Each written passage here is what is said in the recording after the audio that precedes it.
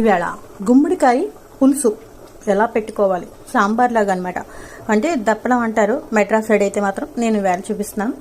Almost కొంచెం ఆనపకాయ, ములక్కాడ, బెండకాయ ప్లస్ గుమ్మడికాయ, పచ్చిమిర్చి ఇవన్నీ నేను వేసి నేను కొంచెం చింతపండు నీళ్ళు అయితే మాత్రం ఉడకబెట్టేస్తున్నాను. కొంచెం బెల్లం అయితే మాత్రం వేసానండి. మెయిన్ ఏంటంటే కందిపప్పు పప్పులుసు కాకుండా నేను ఈ విధంగా కొంచెం శనగపప్పు, మినపప్పు, మిరపకాయలు, జీలకర్ర వేసేసి మిరియం, ధనియం వేసి నేను మిక్సీ ఆడి పౌడరు వేసేస్తానండి. ఆ పైన కొంచెం ఇంగువ, ఆవాలు, జీలకర్ర పోపు అయితే మాత్రం పెడతాను. చాలా ఈ విధంగా పొడి అయితే వేసుకున్నాను. కొంచెం సెకండ్ ట్రిప్కి స్టోర్ చేసి అయితే మాత్రం పెట్టుకున్నాను. మన ఆడవాళ్ళందరికీ ఉన్న పిచ్చి అది కదండి, బాగుంటుంది. అది ఏంటంటే గాలి తగలకుండా కొంచెం మూత క్లోజ్ చేసేసి ఫ్రిడ్జ్లో పెట్టేసుకున్నాం అనుకోండి, చాలా బాగుంటుంది. గుమ్మగుమ్మలు ఆడిపోతాం స్మెల్ అయితే. మీరు ఇలా చేసుకుంటే మాత్రం సేమ్ స్మెల్ మీకు అలాగే వస్తుంది. సాంబార్ హోటల్లో మనం వెళ్ళగానే సాంబార్ స్మెల్ వస్తూ ఉంటుంది, అదే వాసన వస్తుంది నాకైతే మాత్రం. ఇదండి నాకు గుమ్మడికాయతో ఆనపకాయ పులుసు పెట్టాను. ప్లస్ టేస్ట్ అయితే మాత్రం చాలా బాగుంది. మినపప్పు, శనగపప్పు కంపల్సరీ అండి సాంబార్లోను.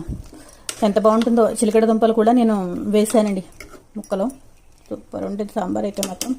కొంచెం ఫినిషినట్టు పోపేస్తే సరిపోతుంది. కొంచెం నెయ్యి వేసి పోపేస్తే మాత్రం అదిరిపోతుందండి సాంబార్. ఎప్పుడైనా సరే ఇడ్లీ సాంబార్ అయినా సరే నెయ్యి వేస్తే టేస్ట్ అద్భుతంగా ఉంటుంది. ఆ పైన కొంచెం నెయ్యి సరే ఇంగు వేస్తే మాత్రం మన ఇంగు వేయిందే బాగోదు కదా. ఇందులో నేను వెయ్యింది ఏంటి చెప్పనండి, ఉల్లిపాయ వేయకుండా సాంబార్. నేను మెడ్రాస్ స్టైల్ సాంబారు. ప్లస్ మాకు పూజలకి దేనికైనా సరే ఇలా చేసుకుంటే మాత్రం బాగా ఇష్టంగా తింటారు. ఉల్లిపాయ వేయకుండా ఉంటే మడికి ఉపయోగపడుతుంది కదా. ఈ విధంగా